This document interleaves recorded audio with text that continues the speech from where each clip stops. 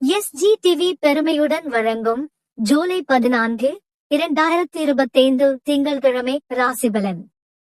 மேஷம் முதல் மீனம் வரை. மேஷம், ஏரீஸ். புதிய வேலை வாய்ப்புகள் வரும். காதலில் உங்கள் தைரியத்தை காட்டுங்கள். எச்சரிக்கை: மதியம் 1:30 முதல் 3 வரை வாக்குவாதத்தை தவிர்க்கவும். ரிஷபம், தாருஸ். பழைய கடன் திரும்ப வரும். குடும்பத்தில் மகிழ்ச்சி அதிகரிக்கும். லக்கி நேரம் முற்பகல் 9 முதல் முற்பகல் 11 வரை.